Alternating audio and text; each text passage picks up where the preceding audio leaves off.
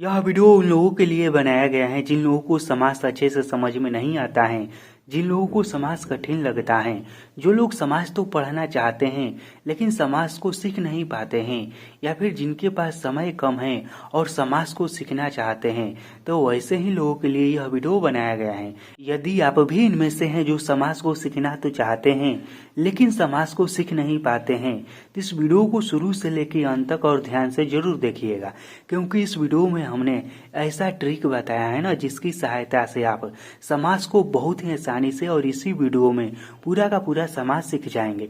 देखिए, मैं इसमें आपको केवल ट्रिक बताया हूँ, इसलिए इसमें मैं ज़्यादा परिभाषा नहीं लिखवाया हूँ। डायरेक्ट मैं आपको ट्रिक बताया हूँ कि किसमें कौन सा समास लगेगा। आप शब्दों को देखते ही बता देंगे कि किस शब्द में कौन सा समास लगेगा, और समास के बारे में आप बहुत ही अच्छे से जान भी जाएंगे। तो चलिए इस वीडियो को हम शुरू करते हैं। तो सबसे पहले हम यह समझ लेते हैं कि आखिर समास कहते किसे हैं, इसका भेद क्या है। तो देखिए, समास कहते किसे हैं, इसका परिभाषा क्या है। तो देखिए, समास का परिभाषा यह होता है कि दो या दो से अधिक सार्थक शब्दों के मेल से बने नए शब्द को समास कहते हैं। समास किसे कहते हैं, तो देखिए जैसे कि मान लीजिए दो शब्द हो गया या फिर दो से अधिक शब्द भी हो सकता है, और दोनों शब्द जब आपस में मिलता है तो इनसे बना जो नया शब्द बनता है ना, उसी को समास कहते हैं। समास है क्या, तो समास बहुत ही आसान है। जब दो या फिर दो से अधिक शब्द आपस में मिल जाता है, और इसमें ध्यान रखने वाला बात यह है कि समास में शब्द आपस में मिलता है। समास में क्या आपस में मिलता है, तो समास में शब्द आपस में मिलता है। तो समास का परिभाषा क्या है कि दो या दो से अधिक सार्थक शब्द, सार्थक शब्द से कहने का मतलब कि जिसका कोई अर्थ हो, ऐसा शब्द आपस में मिल जाए और मिलने के बाद एक तीसरा नया शब्द बनाए, उसे ही समास कहते हैं। अब देखिए, समास का भेद कितना है, तो समास के मुख्य रूप से 6 भेद हैं, जो कि मैं यहाँ पर लिखा हूँ। और हाँ, यह देखिए नंबर आगे पीछे भी हो सकता है, तो नंबर पर मत जाइएगा, भेद को समझिए क्या है। पहला हो गया अव्ययी भाव समास, उसके बाद तत्पुरुष समास, कर्मधारय समास, द्विगु समास, द्वंद्व समास और बहुव्रीहि समास। यही समास के 6 भेद हैं, और मुख्य रूप से चारों तरफ आपको यही 6 भेद मिलेगा। कहीं पर आपको इससे अधिक मिल रहा है तो अधिक मत पढ़िए, क्योंकि यही 6 आपको पूछता है कहीं पर भी। ठीक, अब हम यह समझते हैं कि इन 6 भेद को हम याद कैसे करेंगे। अब हम यहीं से ट्रिक को भी शुरू करेंगे। देखिए, यहाँ पर पहला भेद मैं लिखा हूँ अव्ययी भाव समास। यह है क्या, इसे हम याद कैसे करेंगे। तो देखिए, इसमें ऐसा समास आता है ना जिसका पहला पद में अव्यय वाला शब्द लगा रहता है।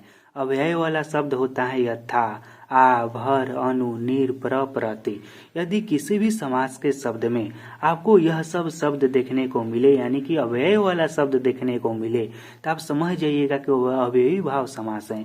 जैसे कि यहाँ पर देखिए प्रतिदिन शब्द है, इसमें प्रति लगा हुआ है, इसमें आ लगा हुआ है, इसमें यथा लगा हुआ है। तो यह सब शब्द जो है किसी भी समास में लगा हुआ रहेगा, तो आप आंख बंद करके बोल दीजिएगा कि यह कौन सा समास है, यह है अव्ययी भाव समास। इसी तरह से मैं आपको आगे ट्रिक की सहायता से बताऊंगा। इसमें मैं आपको ज़्यादा लिखवाऊंगा नहीं, क्योंकि लिखवाने के बाद ना वह टॉपिक लेंथी हो जाता है। ठीक, समझने में भी दिक्कत होने लगता है। इस तरह से शॉर्टकट में मैं लिखा हूँ और आपको आसानी से समझ में भी आ जाएगा। उसके बाद देखिए, समास का दूसरा भेद है कि तत्पुरुष समास। अब इसे हम लोग कैसे पहचानेंगे, तो देखिए जिस भी समास को विग्रह करने पर, यानी कि उसके शब्द को आप पढ़ेंगे ना, उसको तोड़ने की कोशिश करेंगे, तो उसके बीच में आपको जानते हैं क्या मिलेगा, यह सब शब्द मिलेगा। का, की, को, के लिए, में, पर, से, यह सब शब्द मिलेगा। ठीक, तो जिस भी समास के शब्द को तोड़ने पर यह सब कारक वाला विभक्ति है ना, तो इस तरह के शब्द मिलता है, उसके बीच में आता है, तो वह तत्पुरुष समास होता है। जैसे कि चिड़िया मार, तो चिड़िया को मार। ठीक, इसे हम तोड़ेंगे तो इसके बीच में को आ रहा है। रोग मुक्त, रोग से मुक्त, गौशाला, गाय के लिए शाला। तो यह सब जिस भी शब्द को तोड़ने के बाद उसके बीच में इस तरह के शब्द हमें देखने को मिले, तो वह कौन सा समास है, वह होता है तत्पुरुष समास। उसके बाद हम लोग अगला समास को समझते हैं। देखिए, यहाँ पर मैं आपको शॉर्टकट में और ट्रिक के साथ समझा रहा हूँ, इसलिए मैं जल्दी जल्दी बढ़ रहा हूँ, क्योंकि आपके पास भी समय कम है और हमारे पास भी समय कम है। तो हमें समास को सीखना भी है और जल्दी सीखना है, तो ट्रिक ही काम करेगा। अब देखिए, अगला है कर्मधारय समास। इसमें भी वही नियम है कि जब आप समास को तोड़ेंगे उसके शब्दों को, तो है जो मिले या फिर के समान आंसर मिले, ठीक, जैसे मैं यहाँ पर समझने की कोशिश कीजिएगा। जैसे कि महापुरुष, तो कोई होगा ना, महापुरुष है जो महापुरुष। चरण कमल, यानी कि जिसके चरण पैर कमल के समान हो, के समान कह रहा है। ठीक, तो जिस भी समास के शब्दों को आप पढ़ेंगे तो उसमें है जो का आंसर मिले या के समान मिले, इस तरह के उसके विग्रह में शब्द आए। ठीक, तो वह कौन सा समास होगा? वह होगा कर्मधारय समास। इसके बाद समास का चौथा भेद है द्विगु समास। यह क्या है? तो देखिए, यह बहुत ही आसान है और समास के सभी भेदों में से सबसे आसान जो है ना, वह द्विगु समास ही होता है। क्यों आसान होता है? क्योंकि जानते हैं इसका ट्रिक क्या है, और यह इसलिए आसान होता है कि इसका प्रथम पद संख्यावाचक रहता है, यानी कि प्रथम पद संख्या को बताता है। जैसे कि दोपहर, इसमें 2 लगा हुआ है ना, संख्या है ना। तिरंगा में 3 लगा हुआ है, चौराहा में 4 लगा हुआ है। इस तरह से जिस भी शब्द में या फिर जिस भी समास में उसका पहला शब्द संख्या को बताता हो तो वह कौन सा समास होगा? वह होगा द्विगु समास।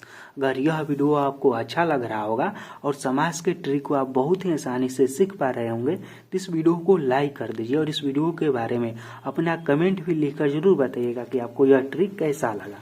उसके बाद हम अगला समझते हैं द्वंद्व समास क्या है। देखिए, यहाँ पर मैं आपको जल्दी जल्दी समझा रहा हूँ, ज्यादा लिखने की कोशिश नहीं कर रहा हूँ। ठीक, तो द्वंद्व समास का पहचान क्या है? तो देखिए, द्वंद्व कह रहा है ना, इसमें यह मुख्य रूप से पहचान होता है ना कि इसका दोनों जो शब्द होता है ना एकदम टक्कर वाला होता है, बराबरी वाला होता है, यानी कि कोई किसी से कम नहीं होता है। जैसे कि नदी और नाले दोनों लगेगा कि एक समान है, दिन और रात। ठीक, इस तरह से टक्कर वाला होता है। और इसका विग्रह करेंगे ना तो इसके बीच में और या फिर या आएगा, यह वाला ट्रिक समझ लीजिए। और या आएगा या फिर इसमें दोनों जो है ना टक्कर वाला शब्द मिलेगा। ठीक, ऐसा लगेगा कि बराबरी वाला शब्द है, तो वह कौन सा समास होगा? वह होगा द्वंद्व समास। उसके बाद अगला है बहुव्रीहि समास।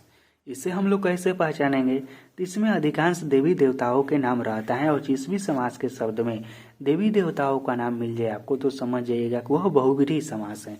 जैसे कि लंबोदर, दशानन, नीलकंठ, यह सब क्या है? यह सब देवी देवताओं का ही नाम है ना।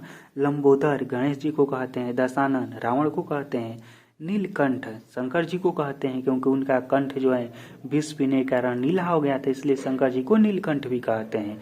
अब मैं इस वीडियो को यहीं पर खत्म करता हूँ और मैं आशा करता हूँ कि आप सभी लोगों को यह ट्रिक अच्छा लगा होगा और इस ट्रिक की सहायता से जिन लोगों को समास कठिन लगता था वो लोग भी अब समास को बहुत ही अच्छे से सीख गए होंगे। फिर मिलेंगे आपसे बहुत ही जल्द किसी अगले वीडियो में। इस वीडियो को देखने के लिए धन्यवाद।